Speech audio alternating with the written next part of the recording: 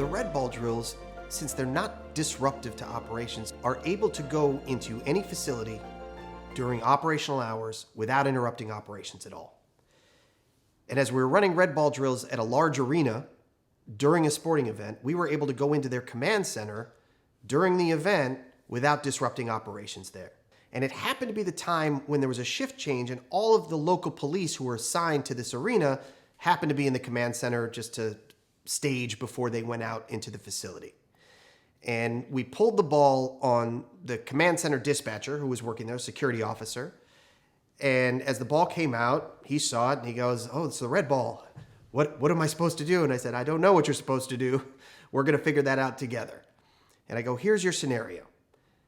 You get a call on the radio saying, 'Oh my gosh, there's a person with a weapon in section 133. Go.'" And he goes, "Okay, I'm calling 911. And I said, "Okay." And I looked back and there was about 20 police officers sitting in that room. And I said, are you telling them?" And I point to the officers in the room. And he goes, "Well, I don't know.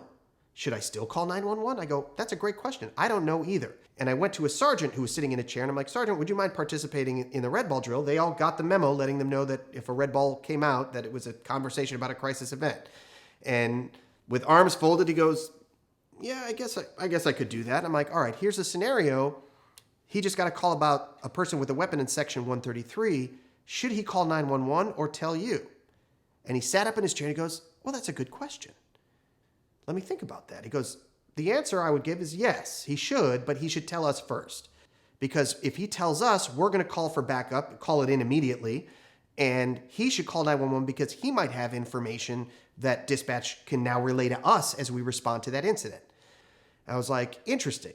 So there is definite need to have a connection between what the security officer is doing and what you're doing as law enforcement. He goes, "Well, now that we're talking about it, that's the red ball drills. Now that we're talking about it, yeah, it's critical because he has CCTV coverage. And I'll be honest, I don't know where section 133 is." And I go to the security officer. I'm like, "Where is section 133? He goes, "Yeah, out the door to the left, 4 sections down." I go, "So now we see that there's a link between hired private security and what the police have to do in terms of their response." And as we talk through process of dealing with an armed person at this arena, we realized that there was no process in place in terms of how to connect the private security to police and the value of that dispatcher in the command center talking to 911 dispatch to relay critical information, because that security person had CCTV coverage, they had knowledge of the facility, and they were able to help guide police as they responded to that incident. And at the end of the conversation, in 45 minutes, all 20 of those officers were engaged in the scenario and discussing process in a way that they never had before. And at the end of it, the officer says, "You know, what's amazing about this is 99% of the time as law enforcement, when we train, we're training weapons high. And even if we get to train in this facility, which is not often, we're never discussing process like we're doing now." And he goes, "This is amazing what we're doing." And I said, "So this is valuable in terms of what we've learned?" He's like, "Absolutely, it's valuable because now we've learned that our connection to the command center in this arena is critical."